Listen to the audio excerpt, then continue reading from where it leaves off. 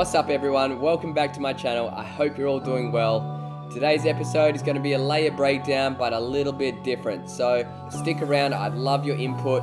Today we're going to jump in to my PSD file of my edit called The Dead Forest. Along the way I'm going to talk about how I'd created it, the layers, my inspiration, and how my mind works a little bit, which is honestly all over the place. But we'll jump in. So I want to hear your thoughts on if you like this episode and the way we've gone about it and how I've talked about it. So make sure that you drop a comment and let me know, whether it's in the middle of the video, at the end, doesn't matter. If you haven't already, hit that subscribe button and the notification bell to stay up to date. Now that that's all out of the way, let's jump in and let's get started. So I always like to start off with like a concept painting. And my idea was inspired by Imad, one of his paintings that he had done. If you haven't seen his work, go check him out. It is amazing. So I wanted to create a forest-like look with a monster in the background and a person in the foreground. So I started off painting my concept with some grass, some trees. Obviously, you can tell my painting is so good. So after getting all this done and having this as my concept, I then decided now it's time to actually go find some images and try and make this happen.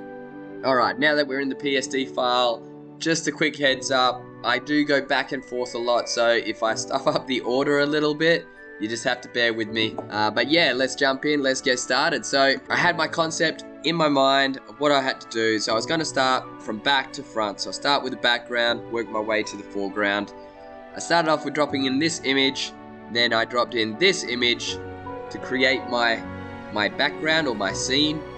I then erased a little bit to make it blend a little bit better, and then I color corrected the ground with the background, and then I also wanted to add a little bit more like light or whatnot, so I dropped in a moon, which I then used blend if to blend through the trees and drop that into screen blending mode. After that, I tried to find a monster, so I found this, and he didn't really work as like a really good antagonist as like a single person, so that's why I dropped in more zombies. But I started with him, put him in place. I then added some shadows. This shadow, I dropped in some other shadows, which obviously you can see this goes towards the dog on the other side. Worked in a bit more there. I then started to color correct him using vibrance, drop the saturation, drop the levels, the blackness, started to color correct a little bit. I painted over the top of him and dropped that into a soft light. I then added a little bit more shadows to make him blend with the ground a little bit better. And I added some saliva. Let's get in close. As you can see there, a little bit of saliva, and also added some blood around him. Very subtle, very hard to see, I guess, but just the little bits here and there. Alright, after that we added some highlights and some glow. Also added a little bit of glow behind him, and that was pretty much it for him. And then we jumped into dropping in some more zombies. Right there, as you can see, their color is way off with the scene. So I straight away started color correcting them, dropped their saturation and the levels, added a color balance, and again I painted over them, turning that layer into a soft light layer. After that I added some highlights, some glow, just using a brightness, no hue adjustment layer, and added a little bit of a glow behind them. Added some mist to separate those two from the big one, and then we looked at adding a bit more. That's right, we dropped in the dog on the right, Again, color corrected him with the levels, color balance, and then we added a bit more paint to his feet, and I painted over him again, dropping that into the soft light. Added some shadows. I added some saliva to him, just a little bit, as you can see there. Not that you actually get to see that in the end result, but made his eyes red as well. And then we looked at I looked at adding some more atmosphere just in front of them. I added the shadow to the dog, added more shadows, added some atmosphere behind them all, and added a little bit of shadows for the zombies on the left. Also added a bit more glow behind them all. And then let's move up. We added some highlights. I added some highlights to the dog. I keep saying we. I don't know why I say we. I added a little bit of glow to him, and a little bit of glow over the top, just around the edges. I then added a sunbeam, which I used Blend If to help blend it through the trees. Added a bit of more atmosphere in front, because I know that once I add my camera raw filter, a lot of that atmosphere goes away. Added more atmosphere in front of them using a fog brush. Added some, I don't know if you can see that, just up here, some like particles. Then I looked at adding a sign, so I wanted to mention what it was called. So I made that out of a few bits of wood. I dropped in a shadow behind. I then color corrected all the wood by the same way I color corrected all the zombies. Dropped the vibrance, the saturation, dropped the levels to make the black suit, added a color balance, and then I added my text, which, as you can see, says The Dead Forest. Ooh yeah. I then added some shadows. I painted over again and dropped that into a hard light this time. I added some highlights and added a little bit of glow. I then painted over the top with a grass brush to add some like moss type feel to it. Added a little bit more glow over the top of it again. And then we moved up to dropping in some plants to help blend him in. So where are they? Here we go. As you can see just there, I'll zoom in a little bit behind, a little bit in front. I then color corrected all of them. Saturation, color balance, drop the brightness, added a color filter, photo filter, sorry, and then did the same with some more grass around the edge, which I just painted all that everywhere, as you can see. I then added a levels adjustment to the whole image. Can't really see it, very, very subtle. I then added some more atmosphere, which some more like bluish fog. I added some brightness up the top for the moon, more particles, and then it was time to sort of start on my main character. So I dropped her in. As you can see, the monster changed, the concept changed a bit, because I couldn't really find a character to suit the concept that I was going for. So I put her in, I color corrected the shit out of her using color balance. I used levels adjustment to suit the blacks. I then contrasted her swords because I wanted them to be a bit more like steel and realistic. Added some shadows. I then added some highlights because I knew what I was going to be doing with a fire in front. Added a bit of a glow, and I sharpened her or brightened her eyes up. As you can see right there, I made them very blue. I painted over her, again dropping that into a soft light. I find that helps color correct things so much better. Who did I learn that trick off? I think I learned that trick off IMAD as well. Again, great artist, go follow him. I then added some atmosphere in front. I added some more atmosphere, making sure that it just didn't cover like a 2D image. It sort of went around her legs. As you can see, that was before, that is after. I then looked at, what did I do with that? I don't even know what that is. Some particles. I added some particles somewhere.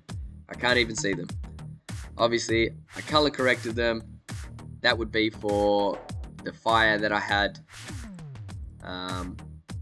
I actually wanted the whole thing to be a bit bluer, so I dropped in a photo filter just over the whole top of everything, and then I used a brightness just to lower the brightness, obviously, don't judge. Then I found a fire thing. I actually masked out the fire that was there because I didn't feel it looked real enough. I then dropped in another layer here, which I've turned into screen blending mode, which is the same image, but I just masked out the pole on that one, dropped it into a screen blending mode, and then I think I added a bit more flames in there, which I found. Let's go back down here. Again, I looked at color correcting. This one, just simple. I painted over it, dropping it into a hard light, and then adding a little bit of shadows and a little bit of highlights just on the edges, so it's not so flat. I added some smoke. I then added a whole bunch of spark particles. Boom, as you can see.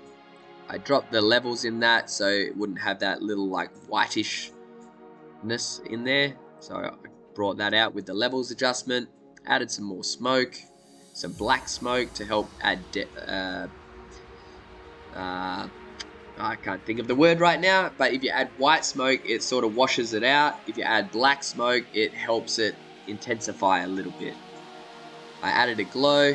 Again, I overdid a lot of stuff because at the end, when I do my camera raw filter, it actually takes away a lot of the atmosphere and a lot of the glow and stuff like that. So I added some more particles, some blurred out bokeh particles, a little bit more particles down the bottom. I added some more fog to help blend her, because otherwise she looked sort of like a bit too much like just a photo pasted there. So I needed something in between her, or in front of her, sorry, so that it looked like it was a bit more meshed together. I then looked at adding some plants in the corner here. I then color corrected them again with the same method. I dropped the saturation, added a color balance, dropped the brightness a little bit, and added a photo filter just to make it blend that little bit better. Then I started on the other side, dropped in the same deal, same plants, and the same, I think I just copied and pasted. And then I decided I needed something up in the top. I felt like it was just a little bit too empty and I wanted my focus to be right across here. That sort of blocked in there, and I needed something to block in here so that we would focus on this area right through there. So I thought vines was great. It sort of suited what was happening. Found some vines and I just dropped so many of them in there just to mesh them together. As you can see, I used a lot. Just kept dropping them in there like so. And now it looked a lot better. My focus was on the actual characters. Adjusted the colors of these. Again, same deal. Dropped the saturation, added a color balance, dropped the brightness, added a photo filter, and then I put some shadows just in the top corner. And then I added a hue adjustment to add some little bit of red glowish, orangish glow from the fire, which I also added to the grass down below. You can't really see it, but it's subtle, and I think the subtle things make a big difference. Added some more particles around. I then I named it a vignette. I just painted my own vignette up in the corner with a dark bluish color to match the scene. Same in this bottom corner, and then one in this bottom corner too. Again, it helps direct your focus right there. As you can tell, it is a lot better. And that was pretty much my image done, and I decided I wanted to make it a bit more artistic and have it on an angle, so I shifted it to my angle. I had to go through and fix a couple of adjustments because they sort of cut off here and up the tops, and so I went through, adjusted them. I then added my camera raw filter, which looked really nice, I thought. I added a brightness contrast and just upped the contrast just a touch. And then I decided her face, as you can see, is slightly bit blurry, and I wanted to sharpen that right there, just to sharpen it a little bit. It's very subtle, I don't know if you can see it. It's on. And then I added a little bit more glow. I added a little bit of shadow. Dropped the saturation a little bit over in the corner here. A bit hard to see. And then that is it. That was my final product. If you like this video, please hit that like button, show that support, show that love, hit the subscribe button and the notification bell. And again, I want to hear from you guys. Did you prefer this way on the layer breakdown? Was it informative? Did you learn something? Please let me know in the comments your thoughts. I would love to hear from you guys, and it helps support my channel. If you see an image on my Instagram that you want to see a layer breakdown of, go follow me there. If you don't know where I am, it's ruthless_graphics_productions, and I'll be happy to do a layer breakdown on one of those images as well. Don't forget to follow me there too. Until next time, everyone, have a good one and see you later.